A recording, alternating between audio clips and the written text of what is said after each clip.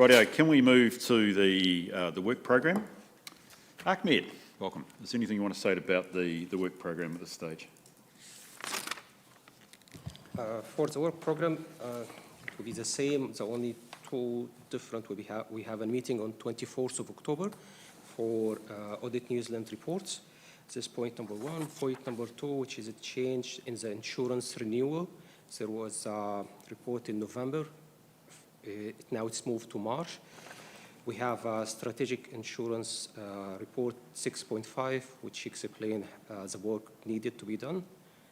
That's what explains why we have to move it till March. Thank you.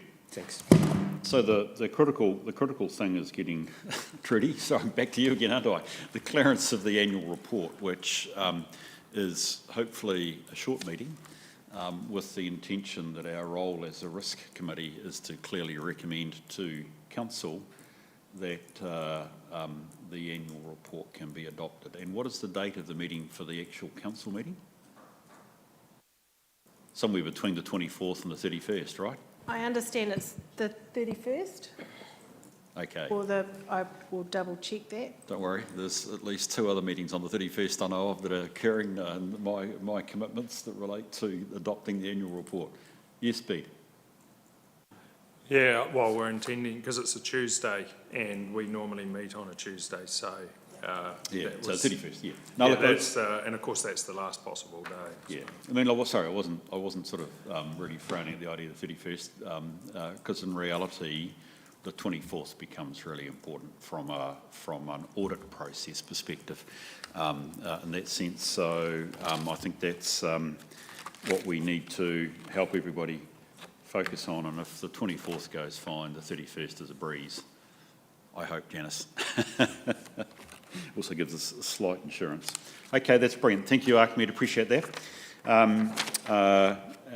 So the recommendation is that we receive and note the program. I'll move that from the chair to a seconder, please. Thank you, Peter. Put the motion. All those in favour, please say aye. Those against, it's carried. Thank you. Right, so now we come to the action points, I think. Am I up to? Again, Ahmed, please.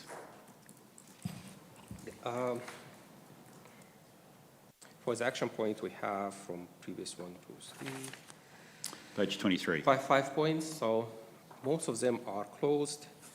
The only one is point number 3, which is strategic risk management update. There was 3 action points. So the first 2 actions already applied in the strategic risk update. It will be shown in the report, which is next point, 6.3. The action 3 is the management seek risk appetite update. This will be part of risk management improvement plans that we are working on. This plan will be presented to the SLT and ARC in March meeting, March 2024. Brilliant, thank you. Right, Janice, you had a point, I think, that you wanted to raise. Oh, just there was part of a resolution from last time's minutes saying that management would expand on the emergency management risk and report back to this committee.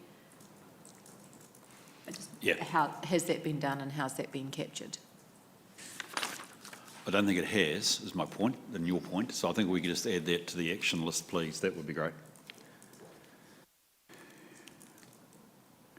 Okay, I noticed a couple of items too, if I could just check. So we've got, that's at the top of page 14, wasn't it? Management expands on emergency management risk and reports back, which would be tremendous. I also note under 6.13, this is of the last minutes, that we are hoping that Bancorp will come back to us with how our peer councils are relative to us in terms of the ratings. So if we could note that on the action list, Ahmed, please, that would be great. And I just wanted to really follow up. It's not so much an action point, but I noticed under the Audit New Zealand plan, we also discussed a letter from Waimate about downlands. That's all been cleared up. Brilliant. That's good. Thank you. So 2 items to add: the emergency management and the ascents from miles of our range of credit ratings, which would be useful, thank you. They're tightening up around the country, so it would be useful to know where we stand, which is great. Okay, with that then, could I just, great to see most of these things closed, got a couple of matters open, and perhaps under strategic risk, keen to hear what the risk management improvement plan involves. Ahmed, it sounds like a really good thing. So that's superb. I'm going to move from the chair that we receive and note the action point status update. Do I have a seconder, please? Thanks, Scotty. Put the motion. All those in favour, please say aye. Those against, it's carried. Brilliant. Right, strategic risk management update. Ahmed. Yes, thank you. Since the previous meetings, there was six strategic risks that have a change in their mitigation effectiveness. So they are listed in point number 4. Some of them have changed the overall risk assessment, so from higher level to medium, for example. Others will just change in the one of either the likelihood or consequence. So the details is shown in attachment 1. So in page 28 and 29.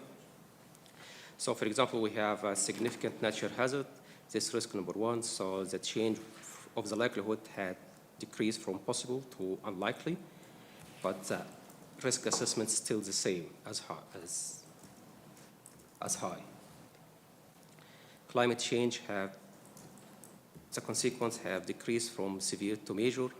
Health and safety and well-being, the overall risk have decreased from high to medium. Legislative reform, the overall risk have decreased from high to medium. The compliance and liability, the likelihood have changed from possible to unlikely. And finally, the natural and built environment, the likelihood changed from likely to possible. You will have also in the table in page 28 the description of the risks as requested from previous meeting. As I've said it before, there will be a risk management improvement plan, and this will be presented to the committee in March 2024. The plan will cover the items like, for example, updating the risk policy, proper tools, training for staff, and of course the risk appetite, and improving our risk register. Thanks, Ahmed. That's really interesting and helpful. I wonder if we have questions on the risk profile. Yeah, Michelle. I think when it comes to risk management, it's one thing to identify the risks and manage them, but what are we doing about disaster readiness? And I'm not talking about just civil defence emergency, but what crisis management plans do we have in place, and how prepared are we should each of our risks actually occur?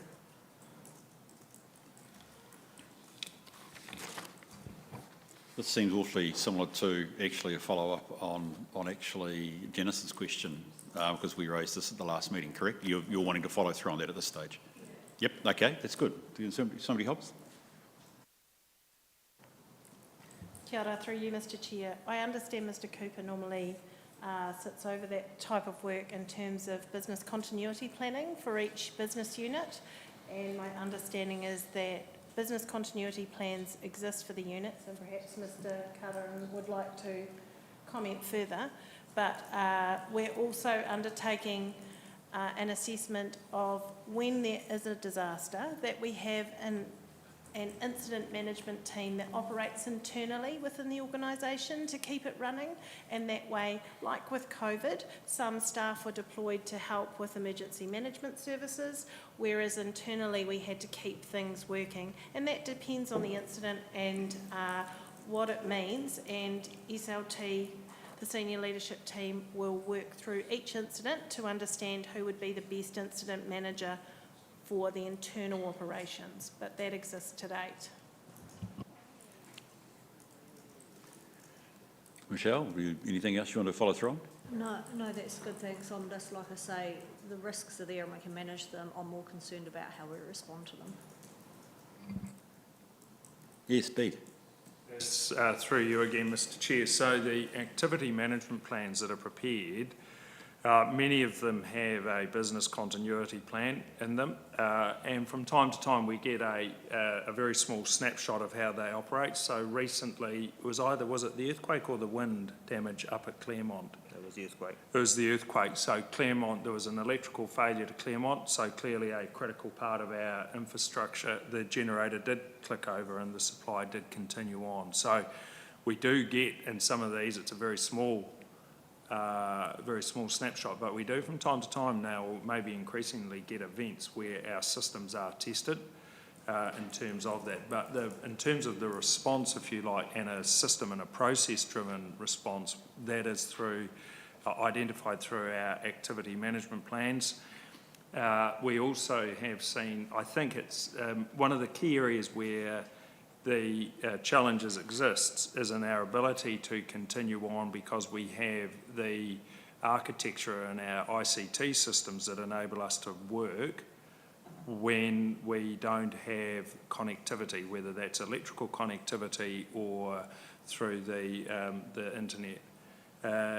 So the internet one is always challenging, and we know that from an event that happened in December 2019 when it went down, and we literally reverted to paper lists and going and delivering and knocking on doors for people to come.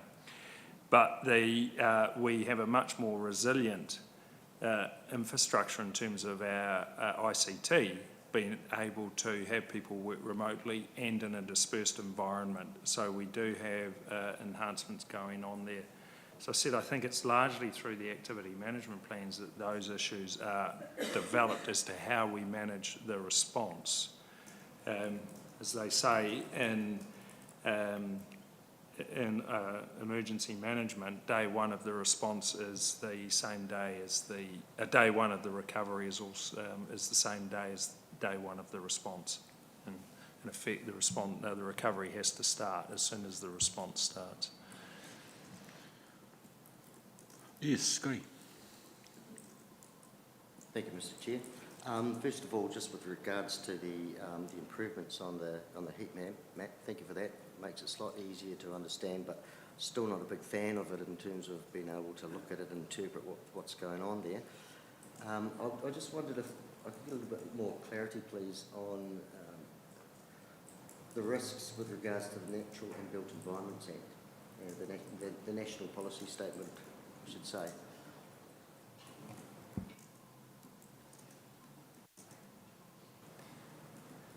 Thank you. Yes, Jason Ellis. Look, I'm filling in for Paul Cooper. He's on leave this week. So my apologies. I'm not familiar with that level of information. However, going back to a previous comment in terms of the risks around performing functions while there is a disaster happening, that work is well underway with, as of last week when we had Phil Mackay still on board, so that work's well underway in terms of identifying who is and is not deemed to be appropriate, and within each unit to work within the emergency management space, as well as being able to operate BAU all at the same time. So that's, unfortunately, my apologies, about all I can add at this stage. Through you, Mr. Chair.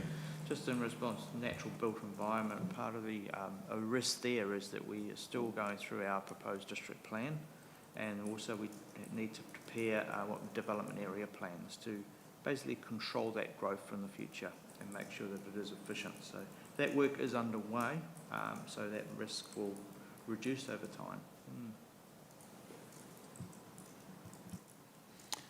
Thank you, Scotty. Appreciate your question. Any other points or comments people would like to raise? Ahmed, I've got a couple. I must confess, I sense possibly with fresh eyes you have been able to bring, and I like the focus on whether our controls are effective. So if I look at page 28, my eye naturally goes to those risks where we do not have or only partially have effective controls. And so I guess my concern is actually what are we doing about the ineffective controls? So, are you referring that to add the controls and mitigations? Look, if you look at something, so I go back to the point that Scotty's raised just about the natural built environment. We have either 4 partially, or in fact 3, no effective controls, and yet we're saying the risk has gone down. I'm trying to balance up the information here around controls, which mitigate the strategic risk, and I just, so my natural attention is, partly, have we got the assessment right, number 1, but number 2, assuming we've got it right, those are still a reasonable range of ineffective controls. What's the organisation doing about those?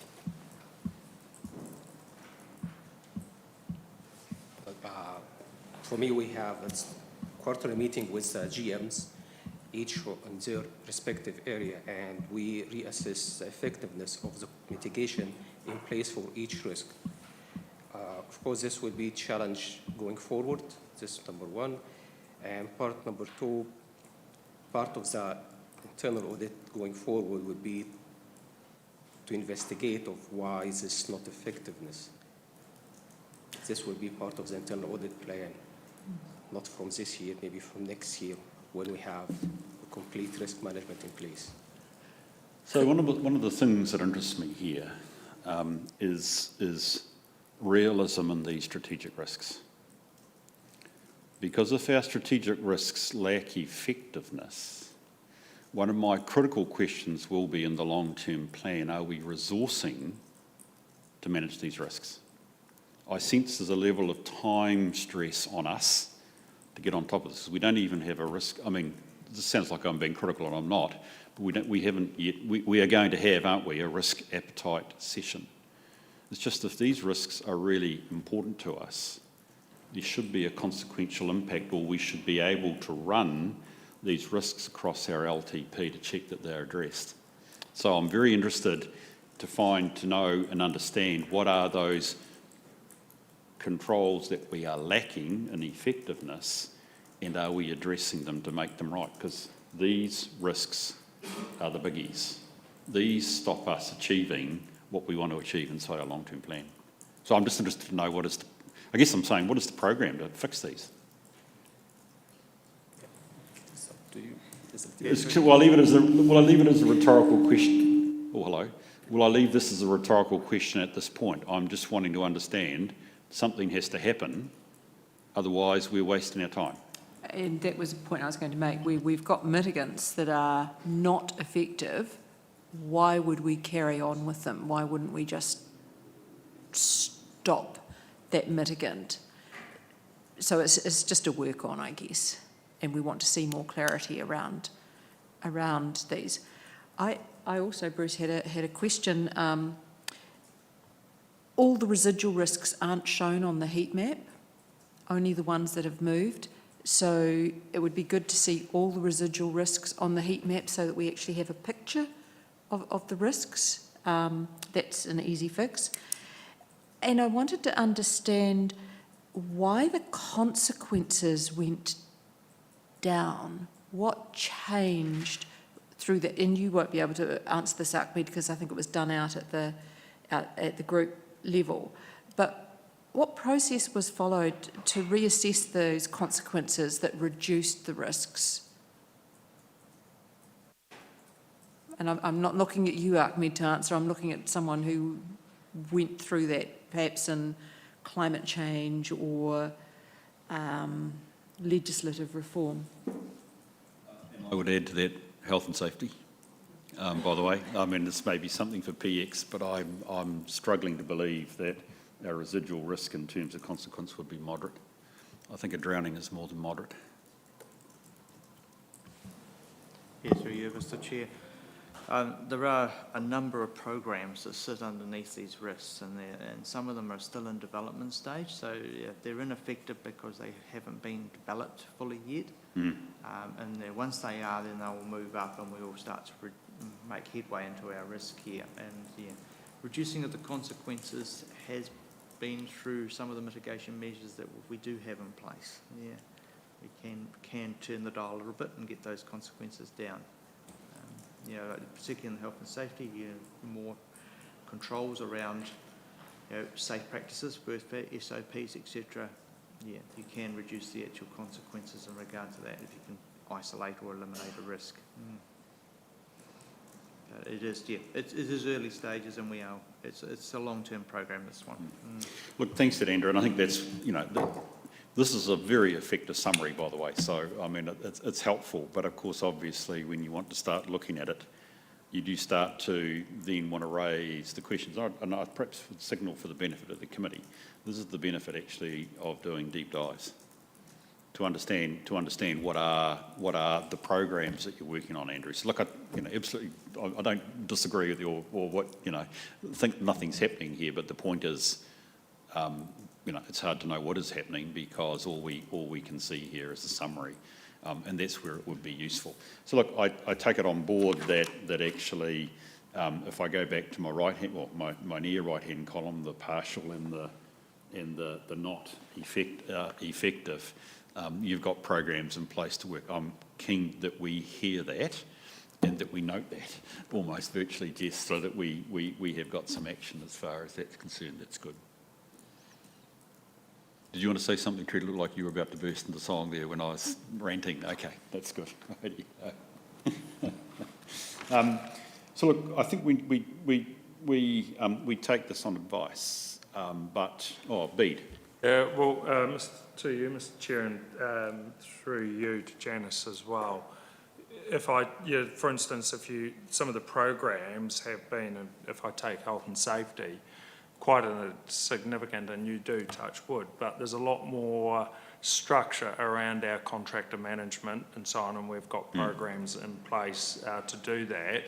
So what we can do, if you wish, is bring back the work programs and what has been undertaken and the progress along those to give some greater insight about what has been done in those areas to achieve, to reduce the risk. Because we've got, and again in health and safety, there have been a number of initiatives undertaken that would reduce some of those risks. And some of them are programs, others of them are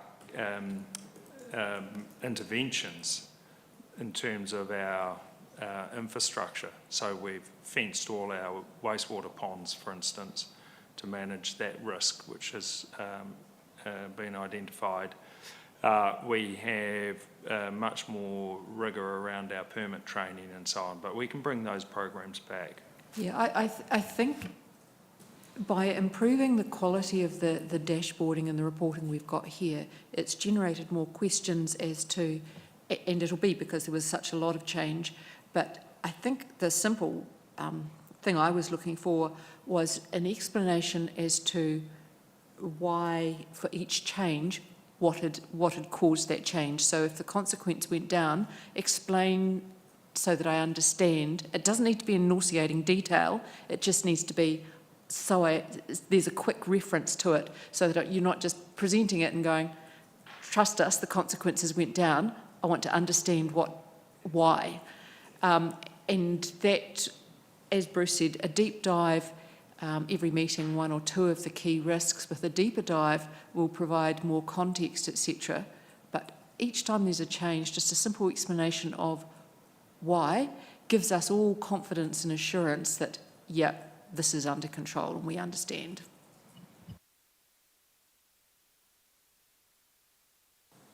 So that's been very, very helpful. I want to stress, Archimedes, we don't disbelieve what we see in front of us, but actually we are wanting to test what is here, which is useful. I just wondered four things, and I also think a wee bit around what are the emerging risks, what we're playing with. Andrew, you've been public, I see, well and truly in saying cryptosporidium is not an issue for us here in Timaru, and indeed tomato ROI need to catch up. I don't mean that critically of tomato ROI, but we're okay, right? Yeah, that's correct. Yeah, we have informed to Matarawai. Yeah. Yeah. It was and they apologised for that other letter that came out. So yeah, one side hadn't caught up with the other. Yeah, look, I'm not overly worried about Te Mata Arawai, but it's pleasing to see your ability to be able to respond positively, that in terms of our systems, crypto sporidium is at this stage, all things being equal, not a problem, which is really superb. I did make these other notes about emerging risk when I saw the general risk profile seem to be decreasing. Can I say, in my experience, that's not true for local government, which is why probably I've been a wee bit more keen to understand why they've moved down. I think an emerging matter will be what agility we need to bring to bear inside the organisation post next Saturday. The sector is waiting to find out what will happen, and it could change the nature of what we have to do. How quickly? Don't know. You guys might have some more stronger views from your LG and Z connections as to how quickly a changing government, if it comes, may or may not move. But actually it could have some reasonable impacts on us all if, for instance, we had reform of water and we had a withdrawal of the Resource Management Act, which are a couple of things that are already being talked about. So, look, everything's speculation until Saturday. What I'm wanting to reflect from a risk perspective, from a corporate risk perspective, is actually the potential that there are more demands on us. Hello, when we're trying to get the annual report done, we're trying to get the LTP done. I'm looking down at you, Treaty, you're right in front of me. That will cause us to potentially have to react. Bruce, is that in risk 4? Pardon? The legislative reform? Well, it was, but the risk is going down. So that's when I started saying I'm not quite certain I agree with the risk assessment, sorry. Look, I'm comfortable that the broad controls, are there. What I'm trying to reflect here is the extent potential pressure on us if decisions go certain ways that we might be assuming come Saturday. And that could cause a lot of work for the sector as a whole in Timaru as well. I was also thinking, dare I say it again, and I know you only moved the consequence from severe to major for climate change, which is fine. Are we prepared for a drought? Have we got a drought coming up?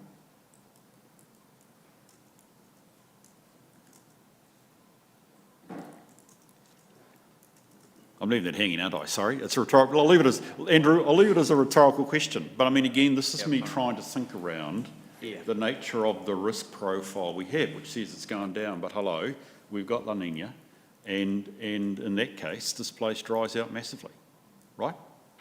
We're acutely aware of Yeah. the potential drought.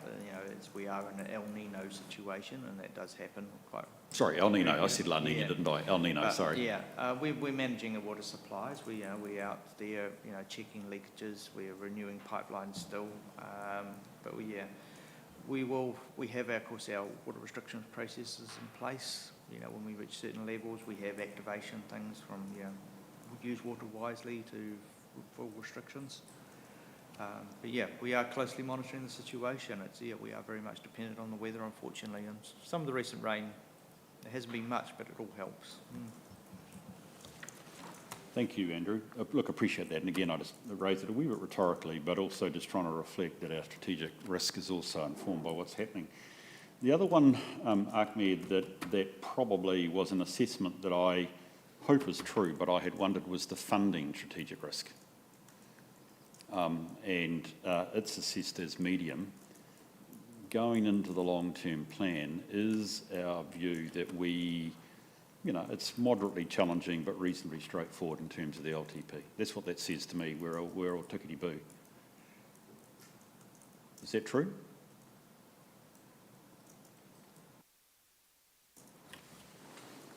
Well, I think, through you, Mr. Chair, and this is probably as much for the elected members, like any economics 101 is about resource scarcity and priorities, and then the appetite to increase rates and/or debt, and then determine the priorities.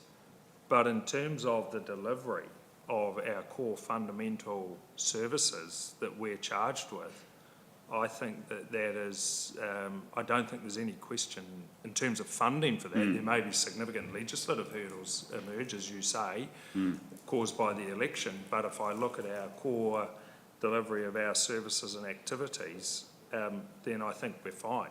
But in terms of capital projects that are not critical to the delivery of core functions, there may be some debate, but that's for the elected members about priorities and timeframes.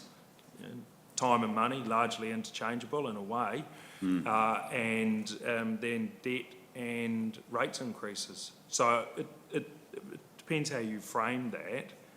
If you're looking at it as a wish list that we can go and get it at 2% interest rate, then no. But if you're looking at it, can council deliver its core fundamental services, and what it generally does, and I'm not just talking water, roads and rubbish, I'm talking the libraries, Seabay, the museum, our regulatory functions, our civil defence, I think the answer is we're fine, yes. Good. So look, no, thanks, Beat. I again am just reflecting what I'm seeing as emerging risk sector, and probably it's a wee bit unfair to say, do we have a funding risk or not? Perhaps the better question I should have asked was, are we on track with the long-term planning? And actually, any of these issues which may flow through are able to be dealt with on a timely basis. So is that a question I can look your way, Trudy, or somebody's way and say, are we on track with the long-term planning? I would say at this point we're on track. And we've got some conversations to have with our elected members over the coming next 2 months to decide on those priorities. Yeah, brilliant. Look, that's great, and I appreciate that. I suspect, best of all in the world, most things are challenging. Bede, you're already talking about. That's always a difficult position because June meets on the basis of a level of constraint. I think ArcMed going forward, the critical thing for this committee is understanding the nature of our financial strategy, not the numbers that can be dealt with by council, but the financial strategy, and actually our ability to maintain that financial strategy over the course of time, because that should be, meeting the conditions of a balanced budget and delivery, as you've said, Bede, etc., which become. Okay, cool. Look, thank you for that. That's probably, that's all I've got to say at this stage about strategic risks. I don't know whether anybody else has got any other final comments that might have been spurred on by that. I think, Acme, what that says is I'm very keen that in terms of we've crunched down to a good summary, and as Janice, as you've said, it raises questions. There may be one or two other things that we should have in there. So Janice has suggested a wee bit of additional stuff around, particularly when there are changes and consequences, which is in addition to what's on page 29. And perhaps I'm suggesting also there could be a section in here, bullet-pointed one-liners on what are the emerging risks or risks that we're just maintaining that are outside the system. Okay, that's really good. Can we move to the resolution then, please, which is that we receive and note the strategic risk management update. I'll move that. Do I have a seconder, please? Thank you, Michelle. I'll put the motion. All those in favour, please say aye. Those against, it's carried. Brilliant.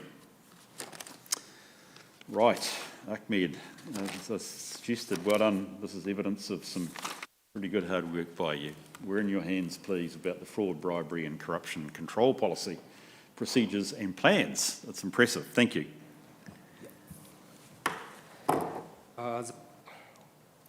The Audit Risk Committee have previously received the fraud, bribery and corruption control policy, procedure and plan in the last meeting.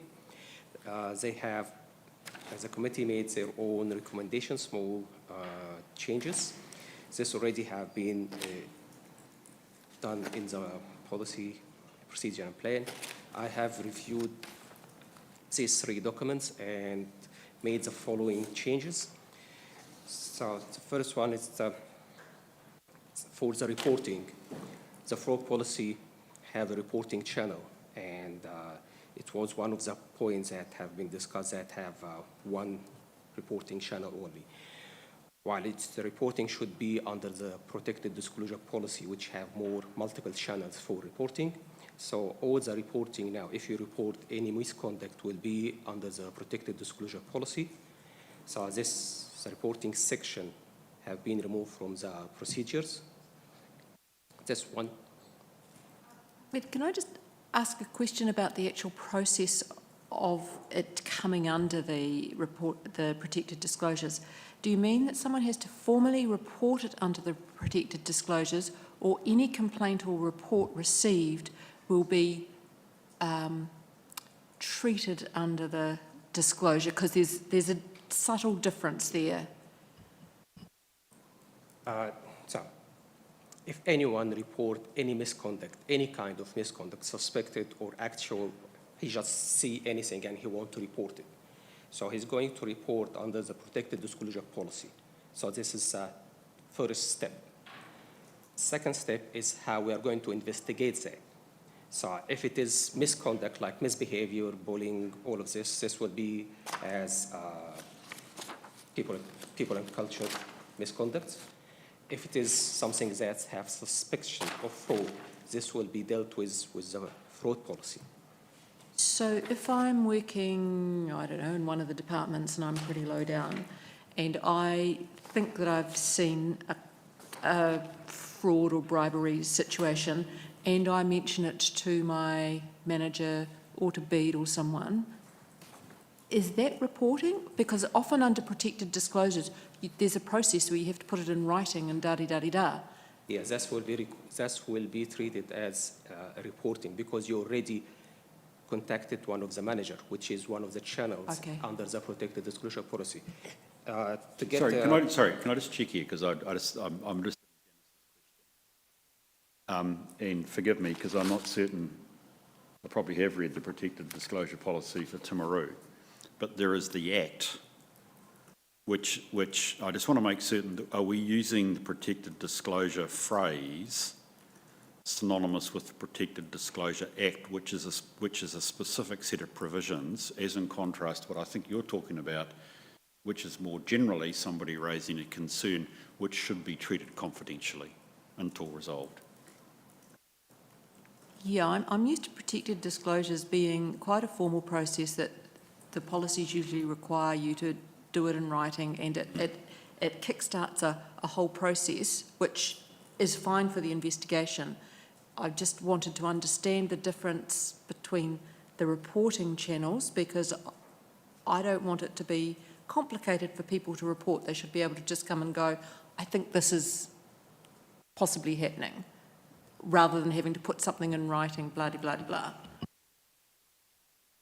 So if any staff report anything that he suspects that it is a misconduct, whatever this misconduct is, will be treated as an investigation. So if it is fraud, the fraud policy will be in place.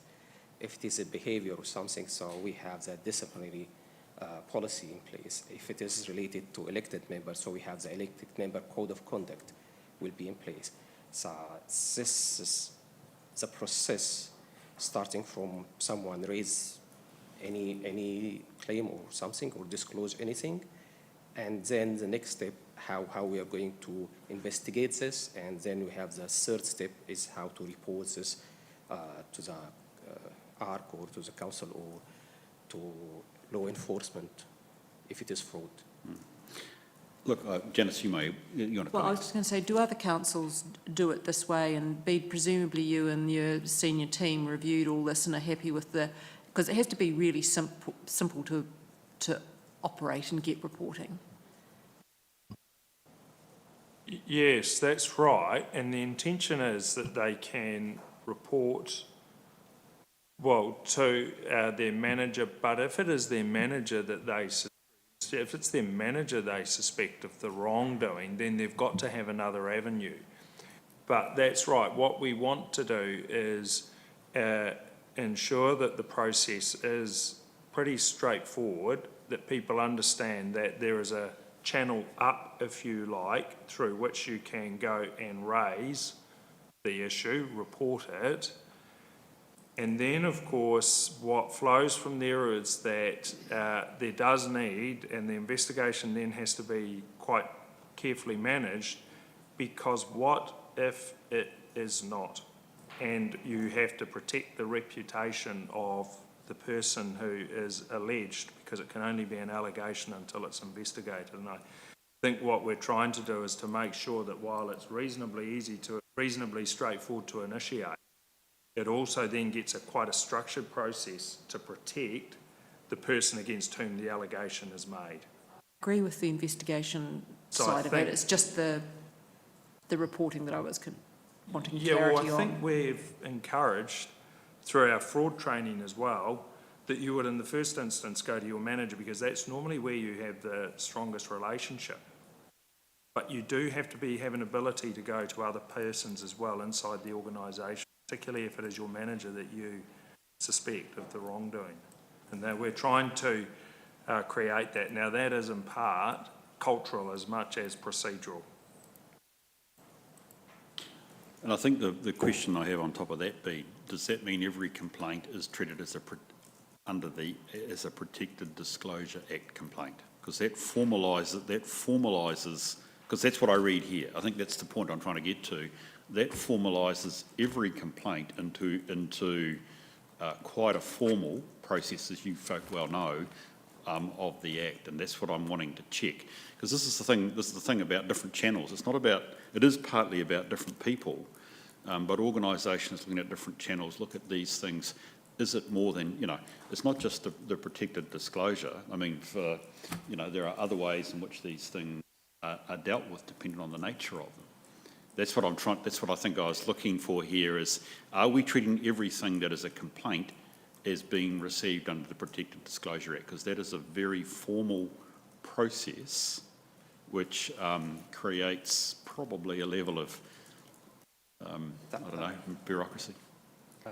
Just to clarify this point, the protected disclosure policy will be in compliance with the Act, so there was no contradiction. So any requirement under the Act will be reflected in the policy. Yeah, sorry, I'm not quite certain I've got that, Ahmed, sorry. Perhaps we can take this offline. I'm just struggling a wee bit here because I'd like to look. I'd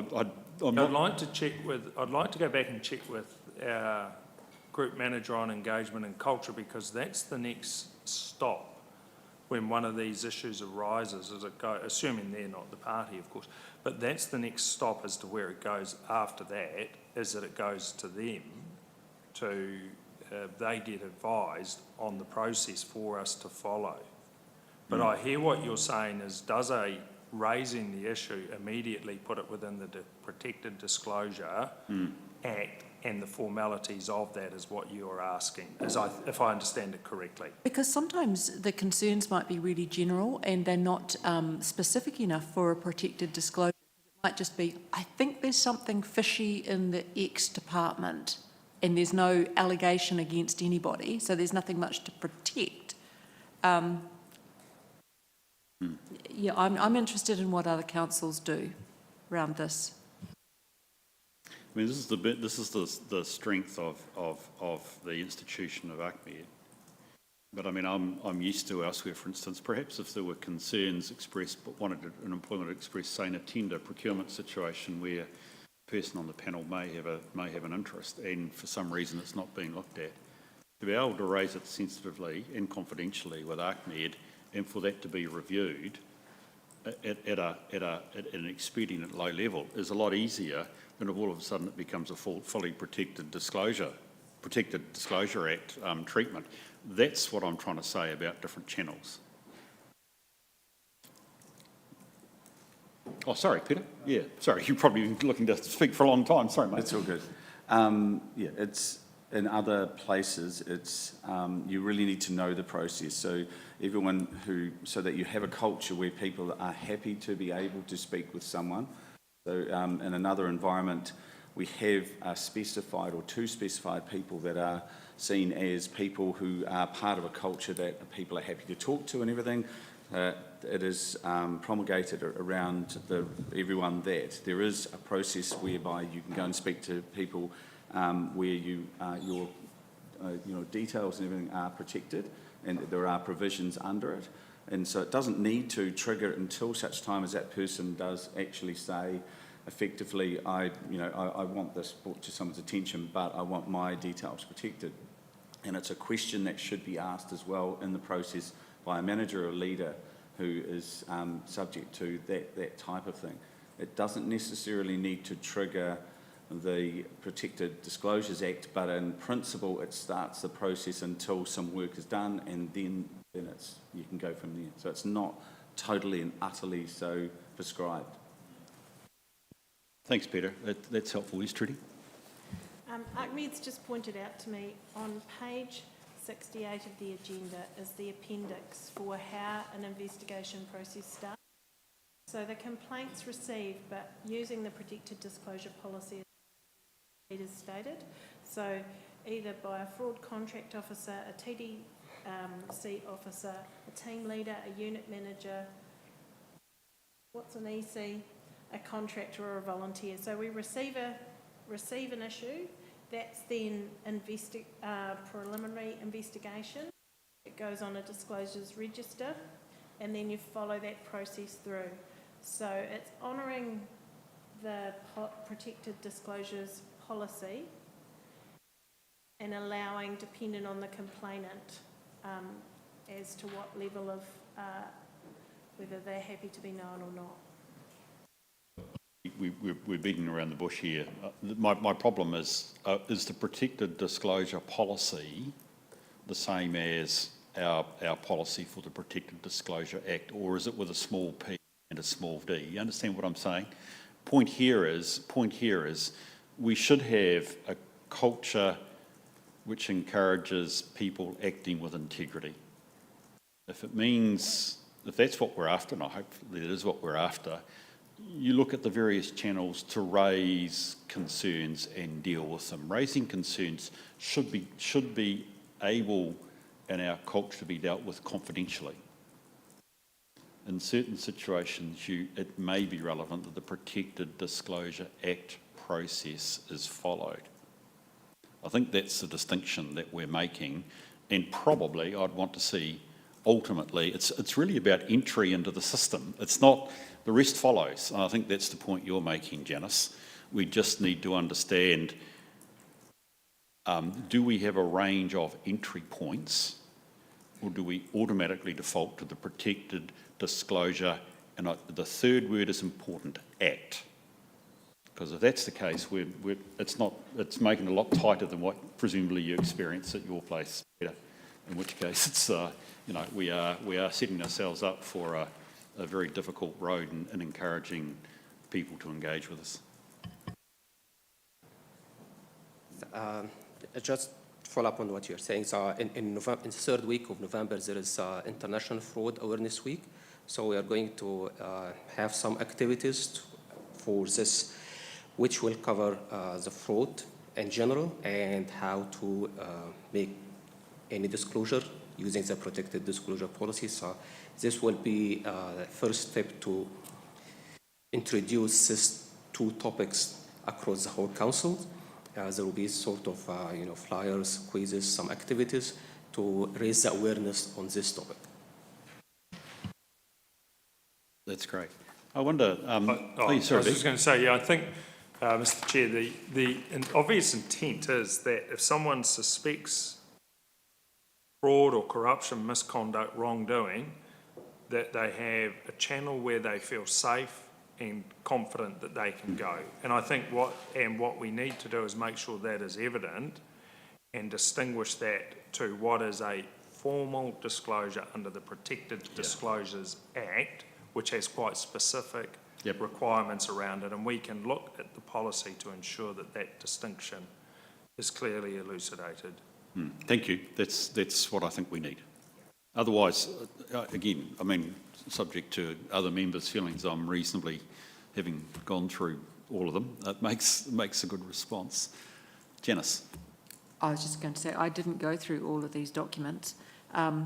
I read the policy, the procedure and plans I didn't reread in great detail because all the changes weren't tracked from the previous versions that we read, and I thought I'm not going to sit here and reread all these again. So when there are just some changes made, I know that some of the changes were highlighted in yellow, but not all of them.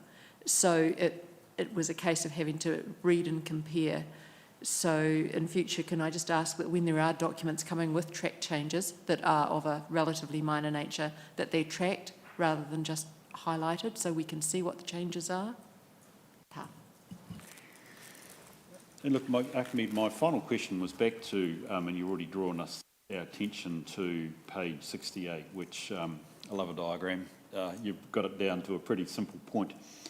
I think the critical point here, if I've read this correctly, is I was interested whether we needed to refer any of these to a third party, such as the police.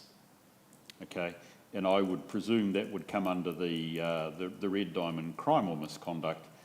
We, if it's assessed as a crime or thought to be a crime, investigation proceeds through the fraud policy. Then we give evidence, right, sorry, I've missed that box there, to an enforcement agency. Brilliant. That's good. Don't know why I didn't see that. Must have been rushing. That's good. Thank you. Bruce, one final thing. All individuals who are fraud officers or alternate fraud officers, they're required to have appropriate investigation training. Are they all going to be able to do investigations, or are there trained investigators?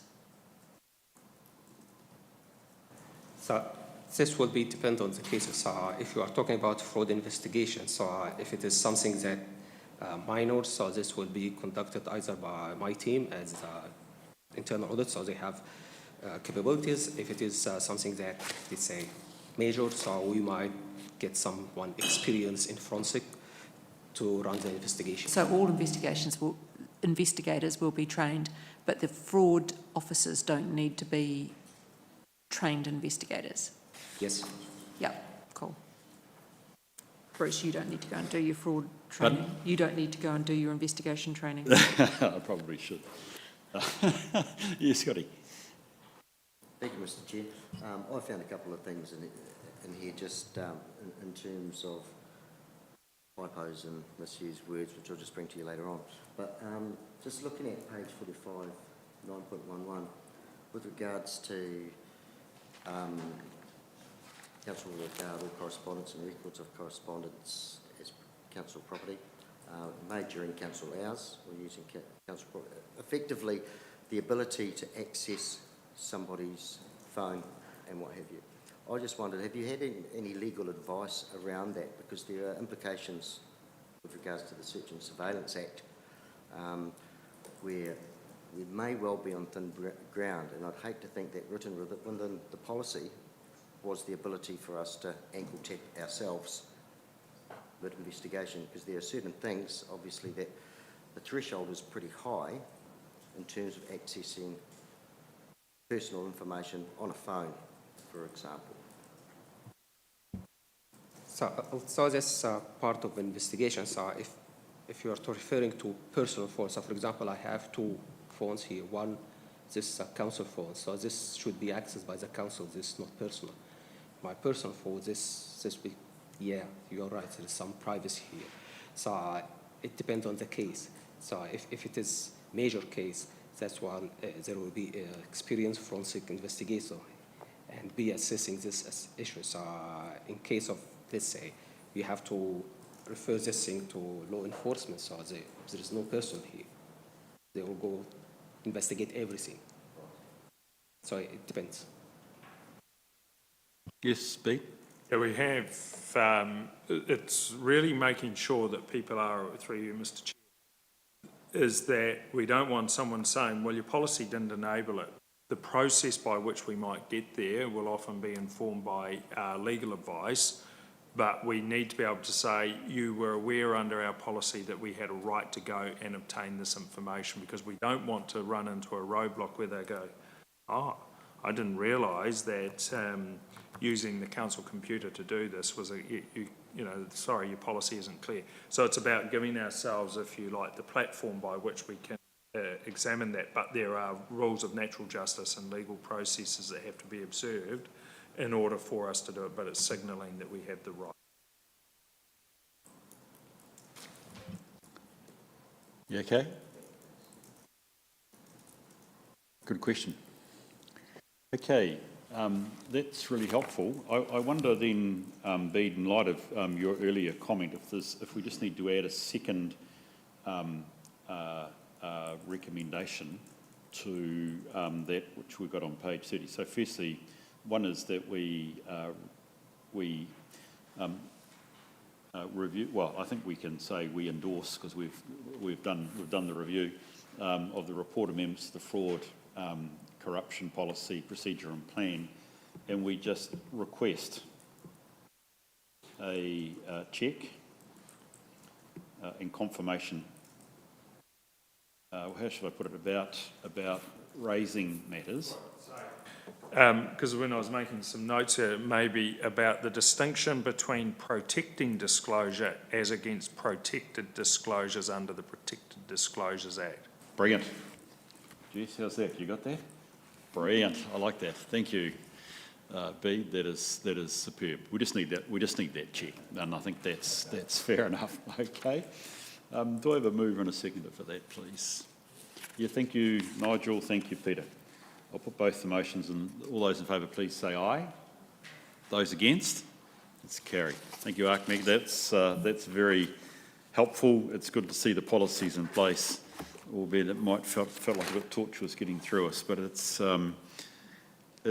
exactly your point, Bede, actually. You've got to have them in place when it happens, but equally they have to be the right policies, otherwise we struggle when it comes to a serious investigation and anger. Right, strategic insurance, Ahmed. Strategic insurance, and generally, IN facilitates the insurance workshop, and in point number C, you have the summary of this workshop and the plan for the next 3 years.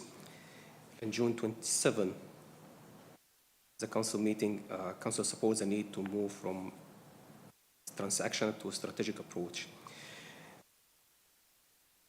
For implementing this activity, so we can identify full asset base, complete asset selection, update asset value, review business interruption cover. The risk and insurance team will help the business unit in these activities. We'll develop this workshop with the SLT and the council for the acceptance criteria for the assets. Then we have 3 categories: must insure, nice to insure, or do not need to insure. Next step, we'll have the SLT and the council to review and challenge the categories and ensure that all the assets or critical and strategic assets that have not been missed out from the insurance.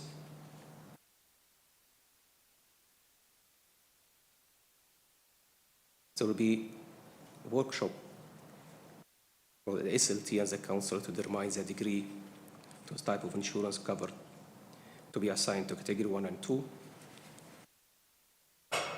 We'll review the added valuation method used in category 1 and 2, and finally review the business interpretation cover and make a recommendation of either insure, decrease, or remain the same.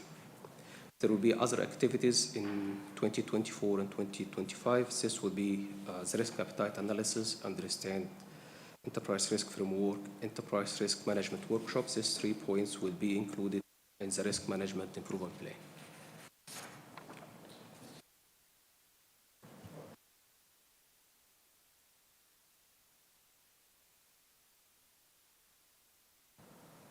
This probably integrates with that risk management, but insurance is only one tool of risk mitigation. So if we choose not to insure, what do we then put in place to manage that risk? And I'm not suggesting this, I'm just using it as an example, but if we decided not to insure all our motor vehicles, do we then put some money into driver training? Through you, Mr. Chair, and you're allowed to keep your microphone on all the time, Bruce, if that's easier.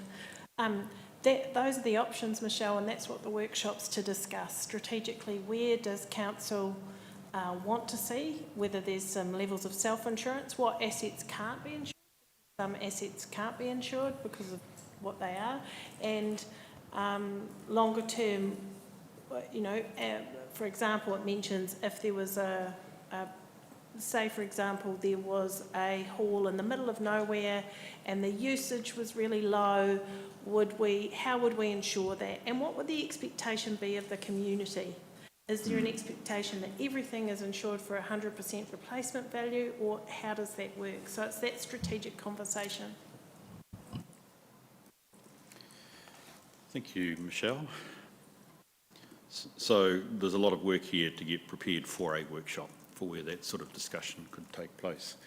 Ahmed, the question I want to ask was and I'm conscious this is being suggested to us by insurance broker Aon, we follow it, and I appreciate that.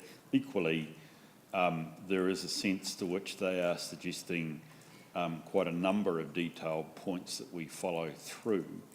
I think from what I read out of the paper, we're prioritising what we do because of limited resource. But does that mean the bits that are not done drop off, or do we pick those up later? So, for instance, I'm very interested in the loss limit and fire loss limit modelling is actually, from my experience, a really important part of ultimately getting to the point Michelle's talking about a strategic insurance risk workshop and trying to work through our stuff. But at the moment, I can't see on here that we would be picking up loss limit modelling at any stage at this point. Do we go back and pick up those things, or are they not just going to be done?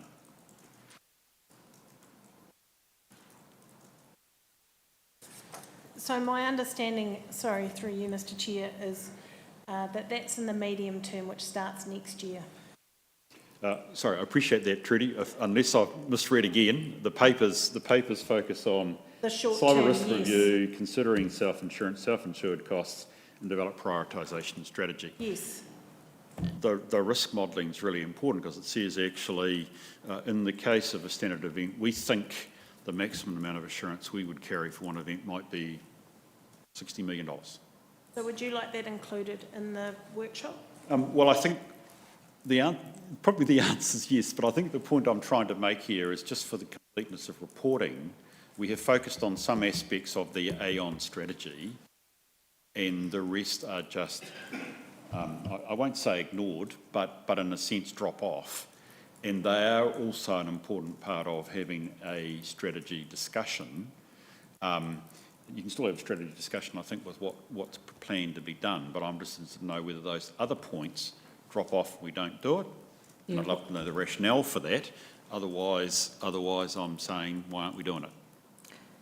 Yeah, what I was looking for coming in, is it March next year, that it'll come back to this committee, was what the plan is and addressing those items that were recommended by Aon that haven't been picked up as to where they fit in the plan, or are we just not going to do them? Because I do recognise that insurers have a degree of self-interest in what they recommend. But this sort of work is being done in practically every organisation in the country. We're getting much more sophisticated around our insurance. But to Bruce's point, I just wanted to understand all the recommendations that they made in that plan. Are we choosing to ignore some, and if so, why? And it may not actually be ignoring. It may actually just be that actually we can't do the risk modelling, we can't get it done until 25, 26. And I understand that. A lot of us have been having to make decisions on risks, shall we say, on an interim basis at this stage, because we can't get to the modelling yet. It's just to get that, what is the actual phasing for making use of what otherwise is a good strategy. Andrew? Yeah, just when you do, of course, risk modelling and that, you need good data when you do modelling, and I think that is probably one of the limitations we've got at the moment. Our level of data needs to improve a bit, and we are working on that through our activity management plans and asset management plans. I can think of some of the areas in my group where the data is probably not as robust as it should be. Look, thanks, Andrew, and that's fine. You know, there we start to get the explanation, understanding about, you know, come March, we won't have risk modelling in front of us, we haven't got time. You guys need some time to do the risk modelling. Hello, it's going to be next round, potentially, whatever you come, I mean, I'm really just looking for the lead. What is the lead to do all the right work? And just a point I noted in page 87 at the bottom, point 6.7, risk and it's talking about the BI cover, and just some holes that other organisations have fallen into is understanding what actually activates or triggers the BI cover and not ensuring those assets that the loss would trigger that. So just to bear that in mind when considering it. Yes, oh, sorry, Michelle. Sorry, I just have another more practical question. Looking at the first point under 6 is, what is the risk to council of assets not being insured? Because I know how easy it is in a business of scale where they slip through the system, but do you have a good process in place where we're capturing all of the new assets as you go along? Because it is a worry that your first point, well, it's not a worry, it's good that you're trying to capture them all, but in my mind there's a risk that it could be a year and you haven't had an asset insured.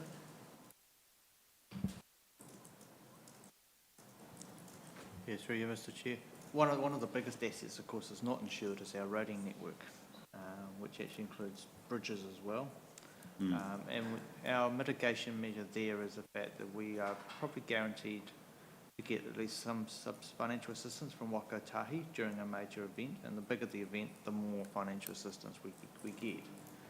And then our local share is covered through our disaster relief fund, and so we're effectively self-insuring with government assistance in those ones. So, but new assets, yeah, that they are picked up, and we, you know, as new assets are built, they are advised through our insurance registers. Yeah, it's more the older existing assets that we probably don't have too much information about, maybe the issue.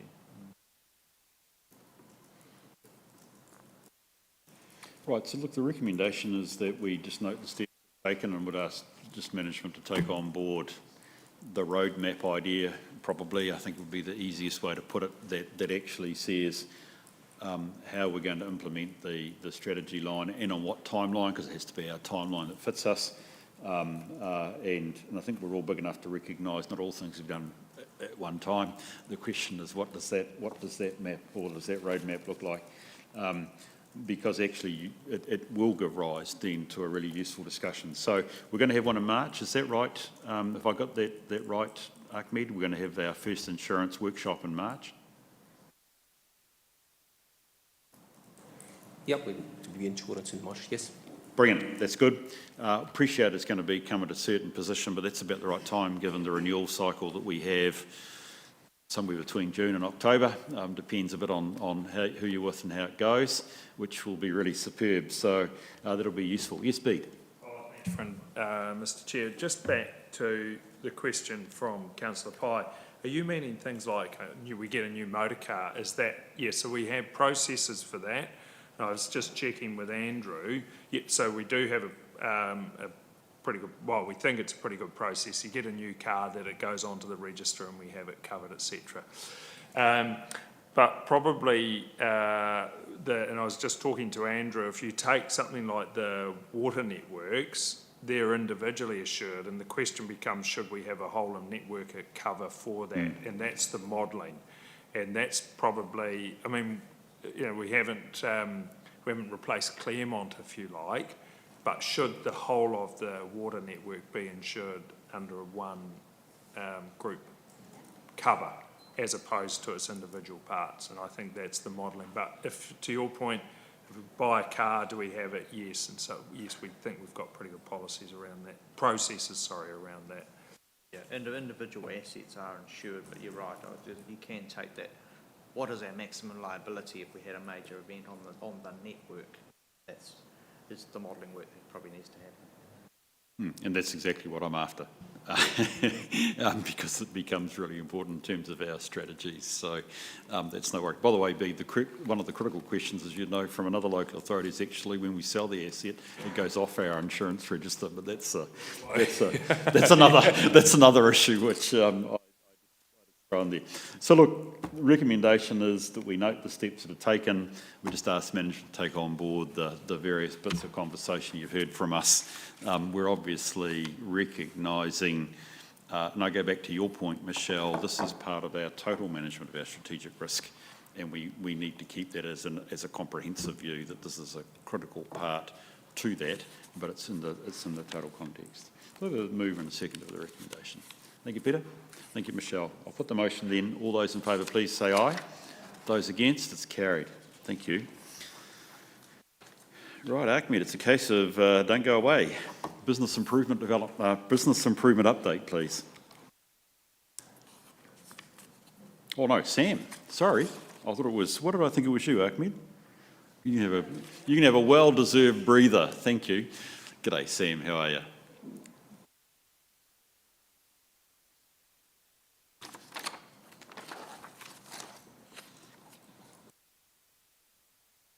In your hands. Yeah, just press the green button or the red button in front of you. Thank you. Thank you.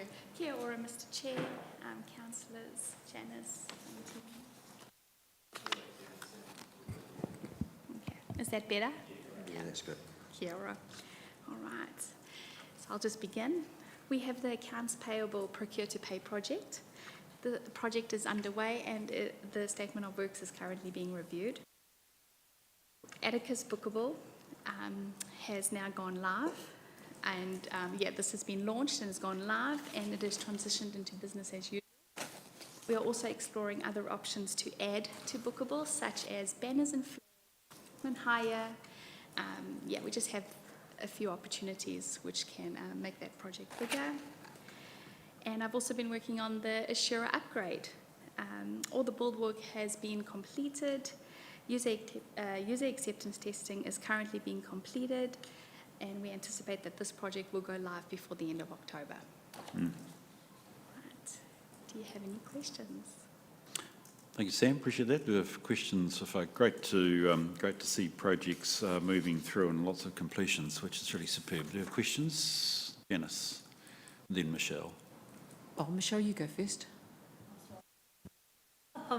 So just with the Atticus bookable system, we kind of, you said it's now BAU. Is there an opportunity for people when they use it to provide live feedback? Or how do we, we put it out there and we think it works, but how do we get from the user experience whether they think it's working or whether improvements can be made? And a second question on the same line is, when you do the event management one, are you getting input from users as you develop that, or are you going to just develop it and then put it out there? Sure. Through you, Mr Chair. Thank you. Yes, so we are sending out feedback surveys so we can get the customers to provide feedback on their user experience, as well as we've provided an email address for people at any time for the community to provide feedback. And with regards to your second question, the events, yes, we are busy we're going to form a working group, and we're also exploring what we would like our events ticketing site to look like as we bring in the Theatre Royal.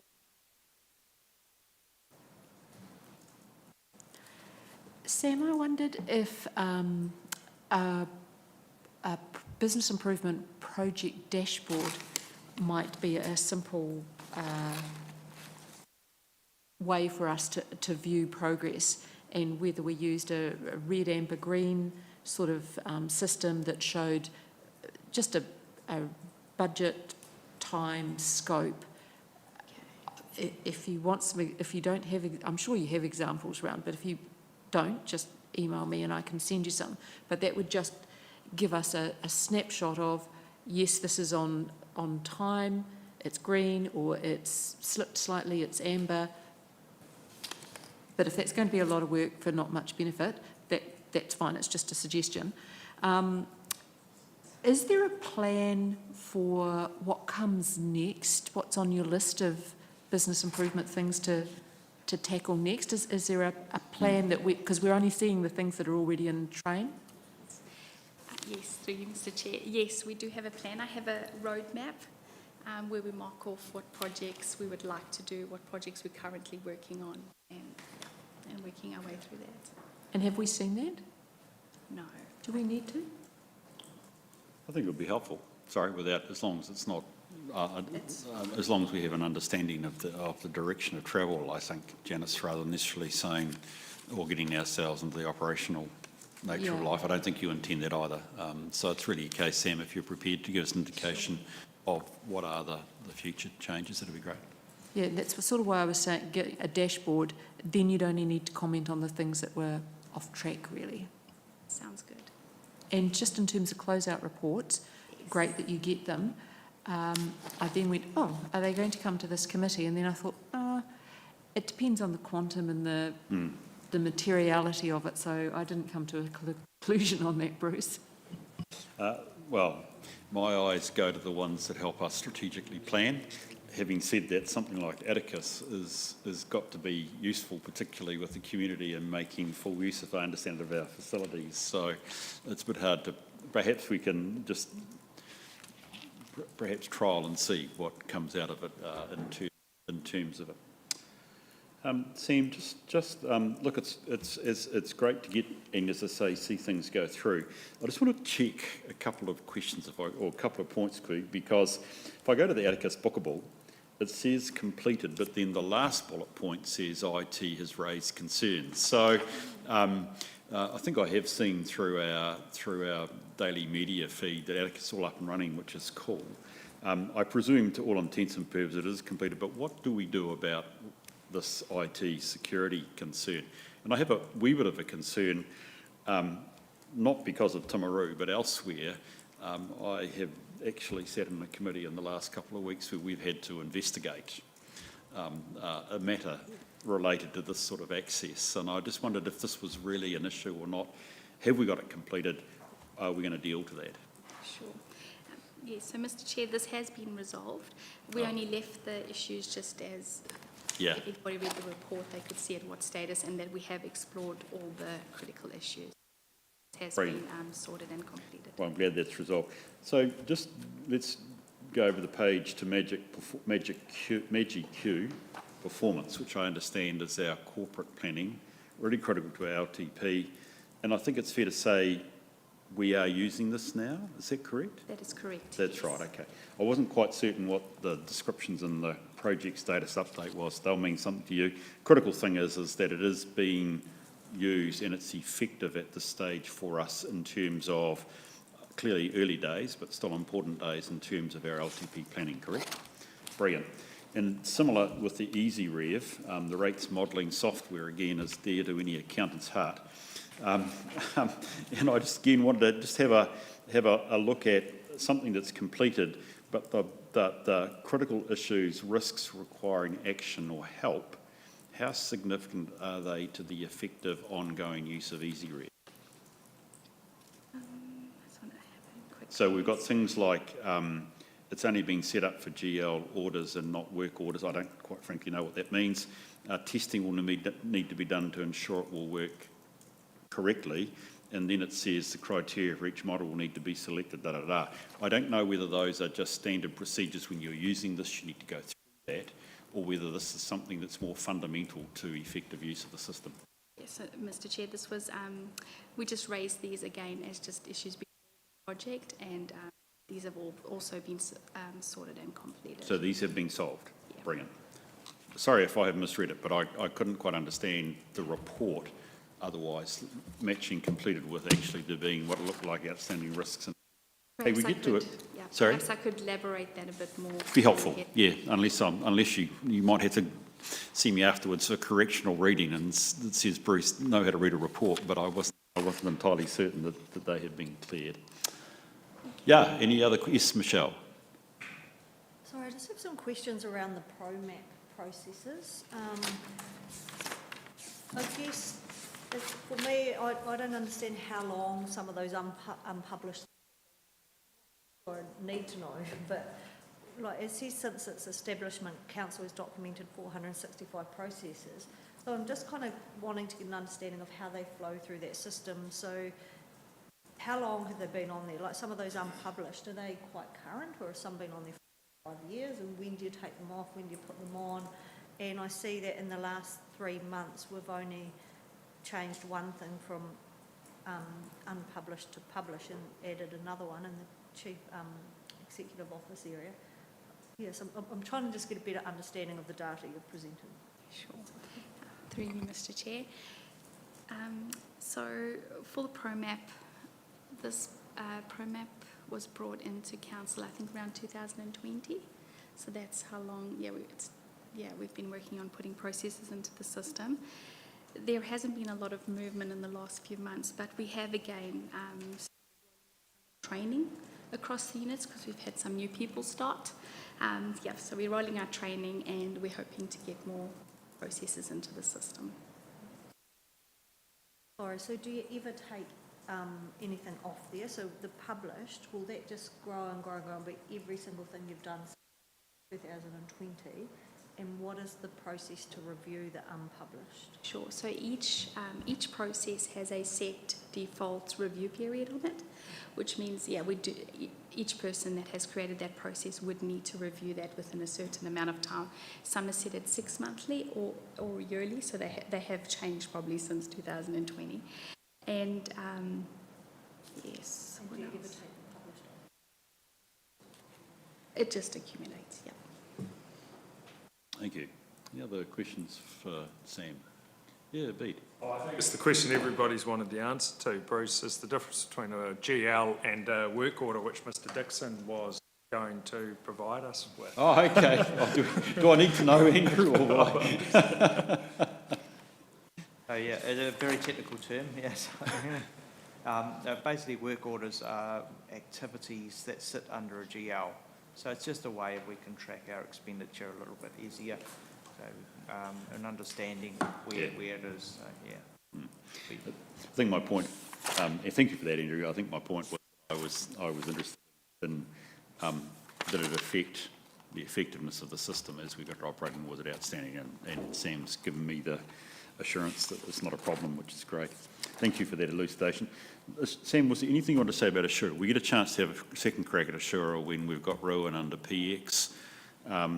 But to use a phrase I've used before, it looks like it's in good progress. Definitely, and we have about 12 modules that we've had to work through and really change and revamp from our existing system. So we're looking forward to rolling that out to the users. Thanks, Sam. Appreciate that. Well, if you could consider a request, well, we won't make a motion on it, but perhaps it would be good to see your total plan as to what's trying to do. That will give us some sense about the internal drive around improvement, which I don't doubt from what I've seen here, which is tremendous. So, look, could we move to the resolution, which is that we receive and note the report? Move in a second, please. Thank you, Scotty. Thank you, Janice. Appreciate that. I'll put the motion. All those in favour, please say aye. Those against, it's carried. Thanks, Sam. Do appreciate that. Right. It is Ahmed this time. Internal audit report. Thank you. Back to me again. The internal audit report. So the report have 3 sections. The first one is internal audit charter. So internal audit charter outlines the purpose, role of the internal audit activities in the Timaru District Council. The internal audit is an independent and objective assurance and advisory activities aim to add value to improve the operational controls of the council processes. The charter is an attachment 1, and it includes a new rating system focusing on the severity of the recommendation and instead of the risk by the recommendation. And it also how easy to fix this weakness. And in addition, rating for the effectiveness and control in place relating to this assignment in place. The charter was presented and endorsed by the Chief Executive and Senior Council Officer in 31st of August. Second section is the internal audit plan for 23-24 updates. The 3 years plan was endorsed by our Audit Risk Committee in last meeting in 3rd of July. The first assignment, sensitive expenditures. This final report is issued in attachment 2. Just to highlight that This report covers a period from September 21 to October 22. So the findings was almost 1 year. Some of them are already actioned by the officers because there is some changes in the management in the past year. Initially, there was 5 findings. After further investigations, we end up with only 4 findings. The capital expenditures, terms of reference is signed, and Deloitte will be doing the field work, so they have already started this week. The IT and cybersecurity, this will be planned in this quarter, so will be assigned for experienced external auditor in the IT field. The asset management and waste management will be planned for 2024. The last section is the internal audit open recommendation.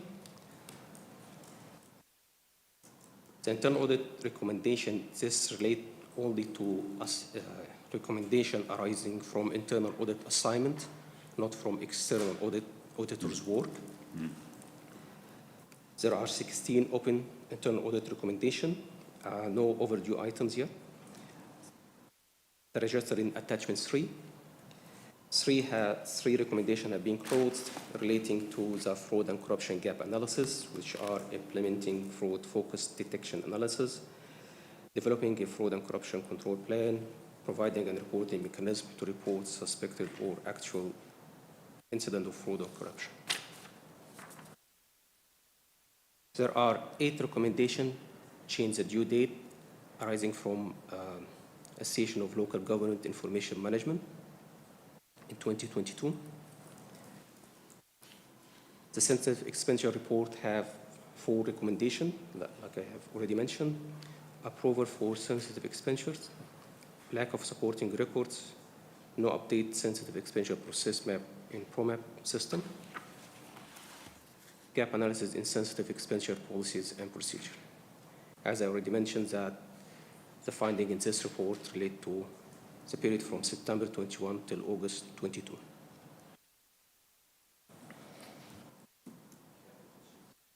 Thank you, Ahmed. That's very helpful and very enlightening report. Folk, do we have questions? Perhaps we take it just in turn. We'll start with attachment 1, which is the charter. Thank you for that. Ahmed, I'd asked to see the charter. I think, as you quite rightly pointed out, I do have a couple of quick comments, but does anybody else have comments they'd like to make on the charter at this stage? Yes, Scotty, and then Michelle. Yeah, go for it, man. Yep, no, that's fine. Thank you, new technology. Just with regard to audit scope number 21 on page 106, where it references consulting services, advisory related to client service activities. Is that potentially internal audit providing those services to perhaps our suppliers, or is that are we the client here, or? Which way? Number 22, point number 2. Yeah, sorry. It's on page 106. 21, sorry, 21, point number 2. Oh, no, it is that one. Says consulting services, So advisory and consulting related. service, for example, we have the internal audit plan. We have 5 assignments this year. Okay. Sometimes a manager might say, "Okay, can you check this process for me? I have some doubts. There's some weakness that I'm not aware of." So we can, if I have a capacity, I would say yes, I can take this job because it is not in the audit, in the internal audit plan. It considered a consultation because the management requested. The internal audit function assignment should be approved by the Audit and Risk Committee or endorsed by the Audit and Risk Committee. Yep. Other than that, it will be considered as a consultation. Right. So that, still not 100% clear on it.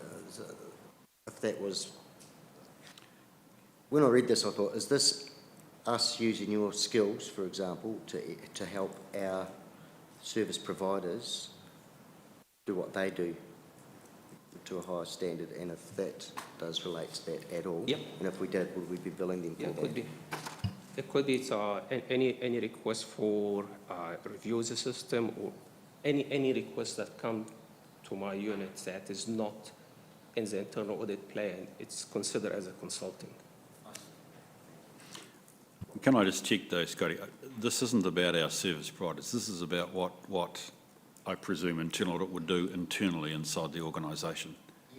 Okay, this has nothing to do, you're not anticipating working with our contractors or something like that. No, I think that's the point that, I must confess the use of the word "the client" is a wee bit, sort of sticks with me a wee bit. That's only because it's actually, it's all internal by its nature. Thank you. Michelle, did you have a question?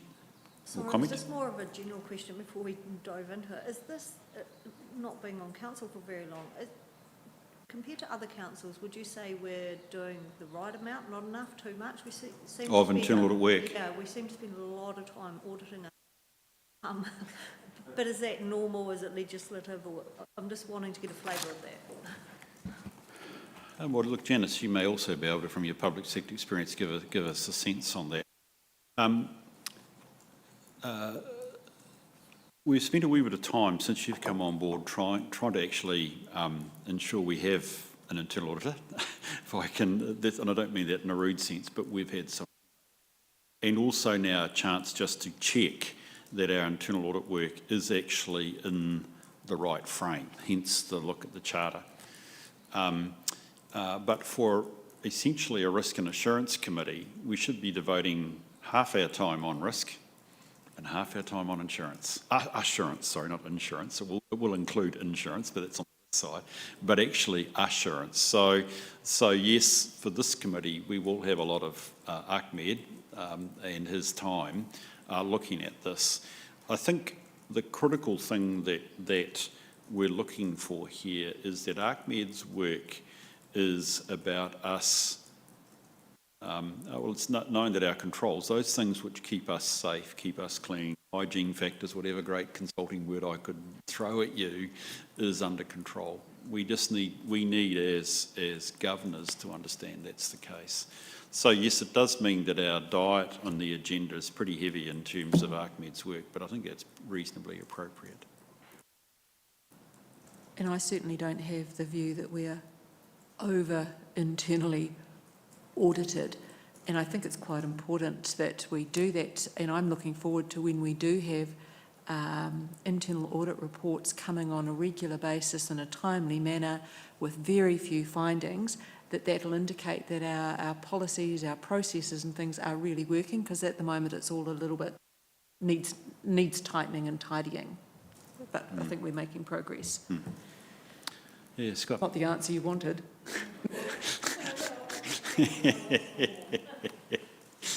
I had another question on page 107, reporting, point number 32. I just wanted to double check where it says the responsible officers shall have a maximum of 10 working days to provide written management responses and action plans.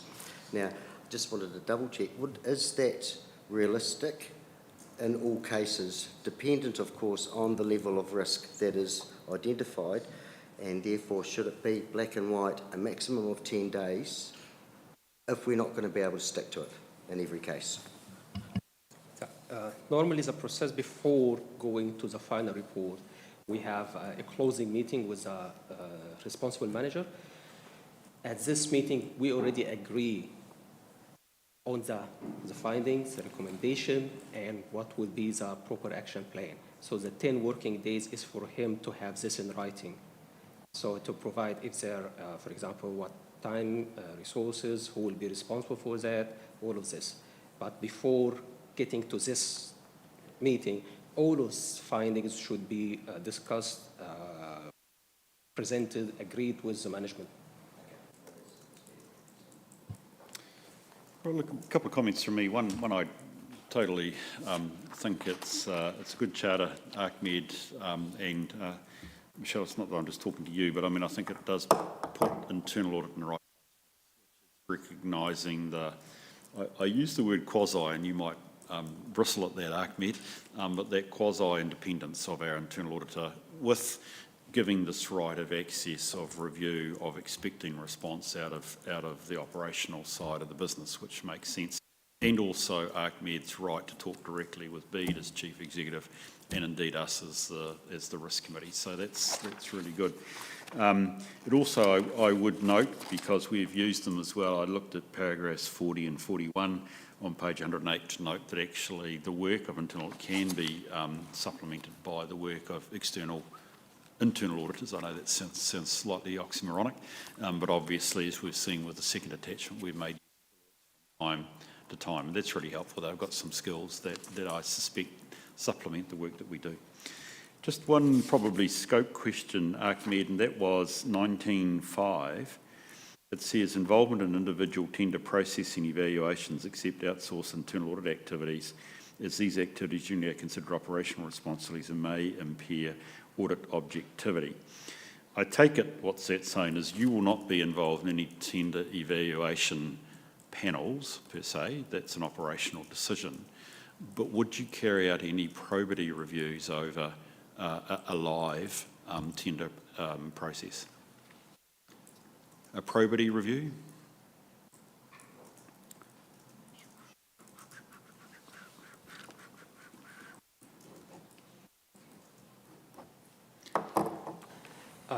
Covering this question, yes, it will be part of it, but currently I don't have plan how this will actually be done. Okay, look, that's good if you can just think that one through. I mean, look, it would be, it's not abnormal, and if Andrew was here, I'm sure he'd support me by saying that often with a procurement process, you have some form of review, what I would conventionally call a probity review. People keep their conflicts of interest clean and sweet. You know, there's appropriate fairness for all tenderers, That sort of stuff would be the sort of thing that actually I would think would be valid over big ones for internal audit to be.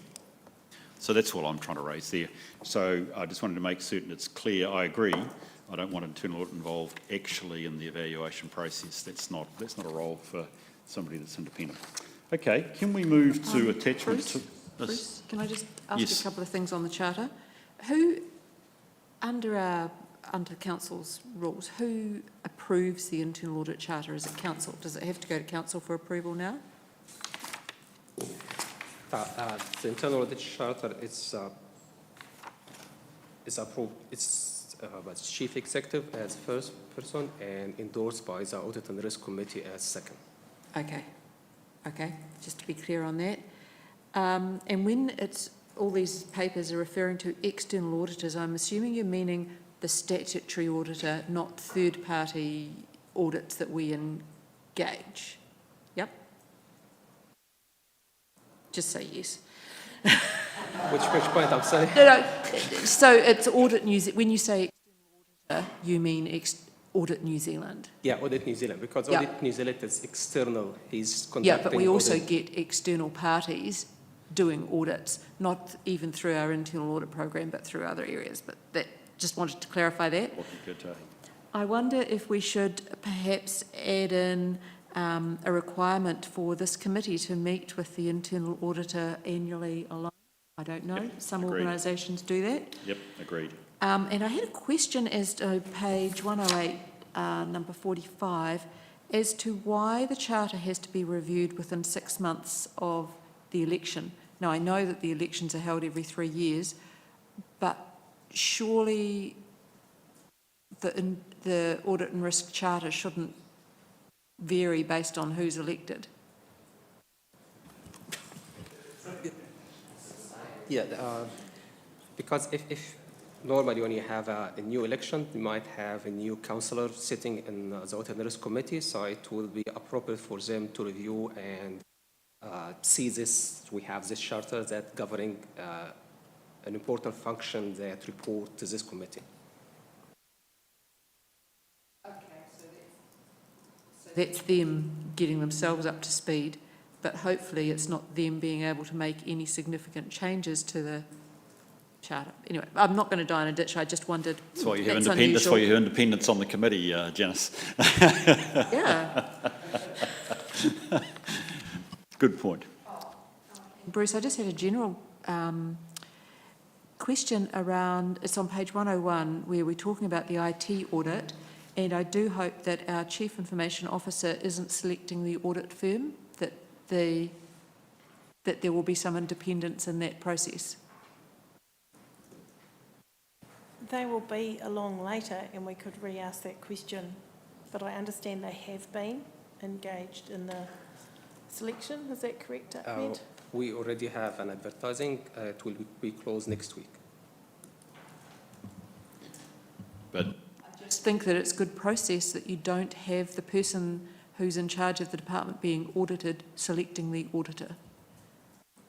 Just as process. I think that's for It's future. done now, but Yeah, it's for the future. It's a really good point, Janice. So we take that on board, Ahmed, for the future. I mean, that's somewhat like self-review. Take that on board. Can we move to attachment 2, please, which is the sensitive expenditure review? And it's slightly difficult reading when you look at the colours, as I'm wanted, but like a magpie, aren't I? I'm attracted to colours and diagrams. When you read it, it reads a wee bit on a challenging basis. Look, I would note that I think in the report you've emphasised the age of the work and indeed the change in personnel. And I think if I picked it up correctly from your presentation, Ahmed, that in fact many of the recommendations have in effect been acted on. Did I pick that up correctly? Yes, they are. Through you, Mr Chair, I'll answer on Ahmed's behalf. We're just trying to work through things. But yes, myself, the CFO and Ahmed sat down and went through the report and went through what is in place now to resolve many of those issues that were raised, which are from some time ago. Mm. Yes, so the corollary is that you're more comfortable that in fact if we were to do the cut today, we'd see a bit more green. Yeah, okay, that's good.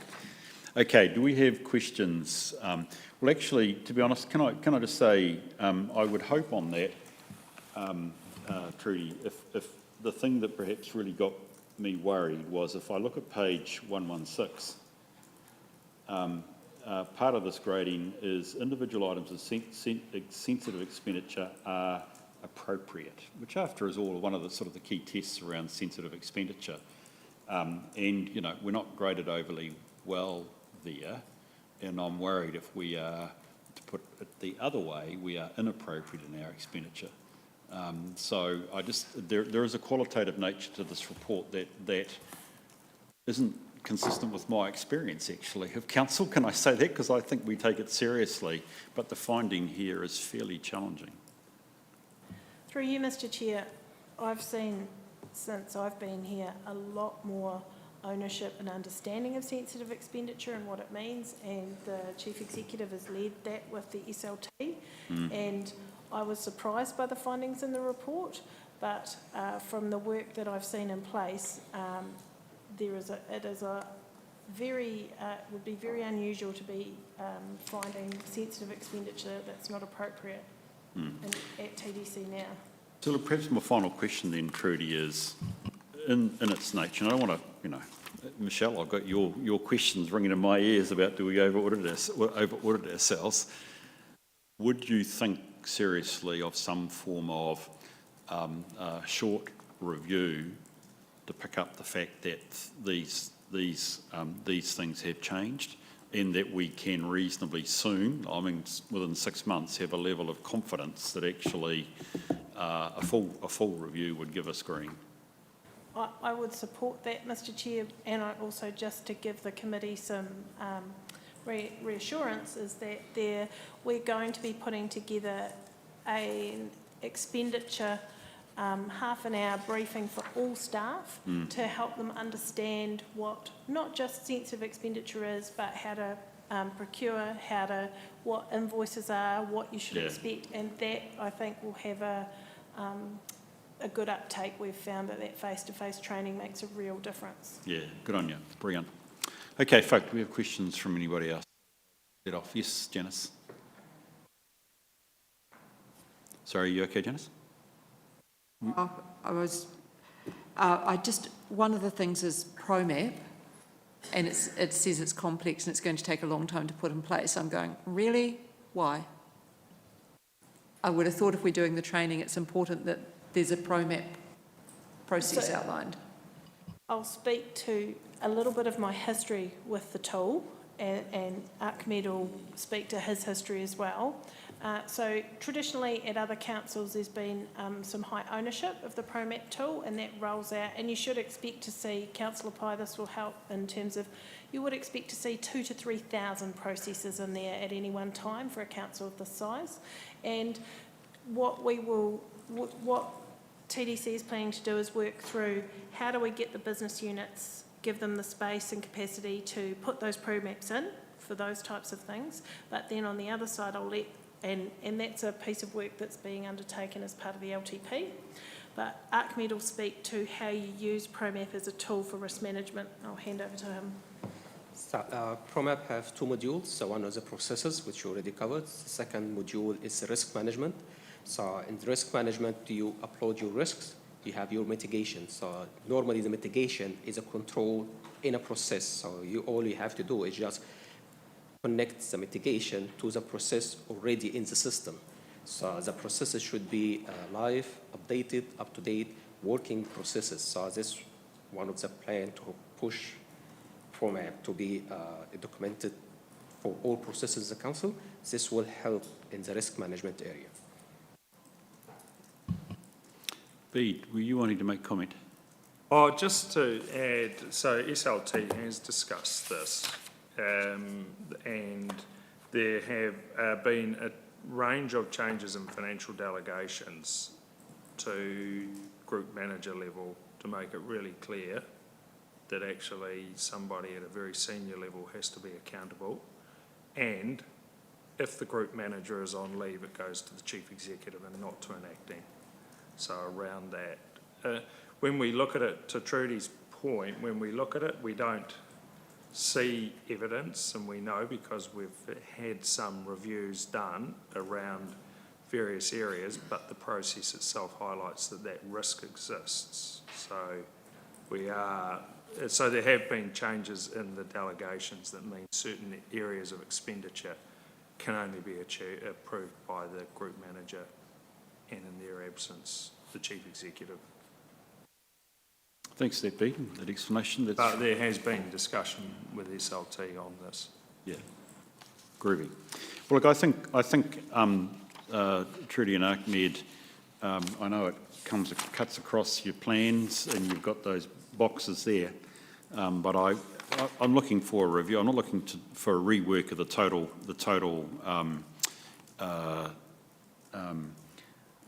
review that was originally done. But I'm looking to see that we at least capture the changes that have been made, and that we can have some assurance that they're actually operating, which is a good transition point to when it's timely in 2 or 3 years' time for another review. So that makes sense.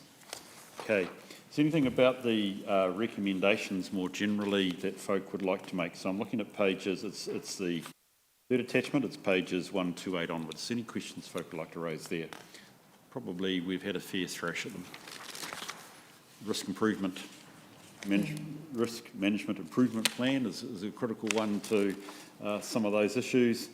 And I note that there are some resourcing challenges, particularly around payroll review and cash control review, and I did wonder a wee bit about that, but I was okay with where things were at generally. Any other comments folk would like to make? Yes, Michelle. Oh, okay.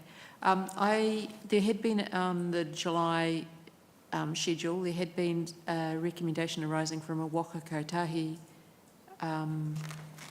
audit that I didn't see here. I might have overlooked it. And I did think that previously we had reference numbers for each item, and that would be helpful if they were there, because when I want to ask about a specific thing, how am I going to tell you? I'm going to have to go page something, third one down. It's just good if they've got a reference number. And then some of them have got no dates, TBCs, presumably they're recent. I don't know why there's no dates. Yeah, I've got some other minor things, but they're minor. Thanks. Yes, your general question, Michelle. Sorry, my general question was around culture, and given that the risk or the internal audit position is probably not the most favourite position in council, what do we do around culture to ensure that that person is supported in their role and their well-being? Through you, Mr. Chair. So Ahmed is part of a wider team which provides that additional support, and the way that he works with a unit manager is never to work with them to make them feel that their work is undervalued or that they're doing the wrong thing. It's about he comes from a place of, I want to make sure you're doing this is best practice, that I'm able to support you to do your very best. So this is a journey that he's taking us on, and he has worked alongside me and advised that he wants to work closely with SLT and the new Chief Executive for them to understand his role and their part they play in the conversation, because like anything from a culture, it's leading leadership by all rather than just one person. But I know that part of the role that I'm currently in at the moment is supporting that person, and they're valued as part of the wider team. It's a good question, Michelle, and it comes down to both the performance of the internal auditor but also the cultural acceptance across the organisation, particularly with SLT, that self-review's good. By the way, self-review's better than external review, isn't it, Dee? But I think we should see it as a positive on the whole, and that's really superb. Can we move to the recommendations, please, which is we receive and endorse the internal audit charter, that we receive and note the internal audit report, I think we should say into sensitive expenditure, and request a short follow-up within 6 months' time. And request a short follow-up within 6 months' time, Jess. And we receive and note the internal audit open recommendations. There's some referencing that Janice has made in terms of actually the ease of access to it, but I won't make it a resolution. I'll suggest that you just take your own advice, please. So there are 3 recommendations here. I'll move that from the chair to over sector, please. Thank you, Nigel. Put the motion. All those in favour, please say aye. Those against, it's carried. How are we going, guys? We've got to get ourselves, we're going to jump over 6.8 to 6.9 and 10 and 11. Do folk need a break for 5 minutes? Check their phones. Toilet stop. Are we okay? Keep beavering away? You do with the coffee? Good do with the coffee? Fine. Let's take a break. It's going to be 10 minutes, quite frankly. So 5 past. I'm going to get you back in here. Thank you.